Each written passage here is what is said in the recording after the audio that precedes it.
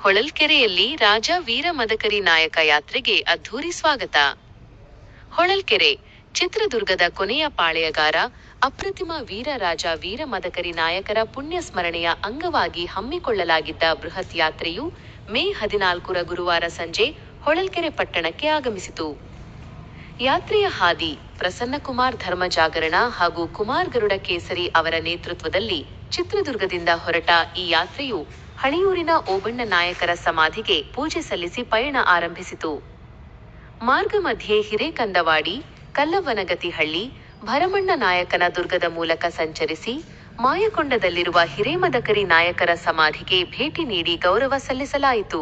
ನಂತರ ಬಾಡ, ಶ್ಯಾಗಲೆ, ಹೂವಿನಮಡು ಗ್ರಾಮಗಳ ಮೂಲಕ ಸಾಗಿ ಮತ್ತಿ ಗ್ರಾಮದಲ್ಲಿರುವ ಮತ್ತಿ ತಿಮ್ಮಣ್ಣ ನಾಯಕರ ಸಮಾಧಿಗೆ ಭೇಟಿ ನೀಡಿ ಪೂಜೆ ಸಲ್ಲಿಸಿದ ತಂಡವು ಸಂಜೆ ಹೊಳಲ್ಕೆರೆ ಪಟ್ಟಣಕ್ಕೆ ತಲುಪಿತು.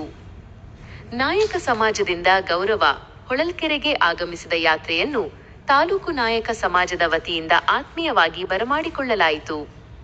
ಈ ಸಂದರ್ಭದಲ್ಲಿ ರಾಜ ವೀರ ಮದಕರಿ ನಾಯಕರ ಭಾವಚಿತ್ರಕ್ಕೆ ವಿಶೇಷ ಪೂಜೆ ಹಾಗೂ ಪುಷ್ಪ ನಮನ ಸಲ್ಲಿಸಲಾಯಿತು. ಗಣ್ಯರ ಉಪಸ್ಥಿತಿ. ಕಾರ್ಯಕ್ರಮದಲ್ಲಿ ತಾಲೂಕು ನಾಯಕ ಸಮಾಜದ ಅಧ್ಯಕ್ಷರಾದ ಸುರೇಗೌಡ್ರು, ಮದಕರಿ ನಾಯಕ ಯುವ ಸೇನೆಯ ಗೌರವಾಧ್ಯಕ್ಷರಾದ ಗೌರಿ ರಾಜಕುಮಾರ್, ಯುವ ಸೇನೆಯ ಅಧ್ಯಕ್ಷರಾದ ರಾಜಣ್ಣ, ಅರೇಹಳ್ಳಿ ವಿನಾಯಕ, ಏಕಾಂತು, ಮಲ್ಕಾಪುರ ತಿಪ್ಪೇಸ್ವಾಮಿ, ನಾಯಕ ಸಮಾಜದ ಪ್ರಧಾನ ಕಾರ್ಯದರ್ಶಿ ಹೊರಕೇರಪ್ಪ ಹಾಗೂ ನಾಯಕ ಸಮಾಜದ ನೂರಾರು ಯುವಕರು ಮತ್ತು ಬಂಧುಗಳು ಭಾಗವಹಿಸಿದ್ದರು.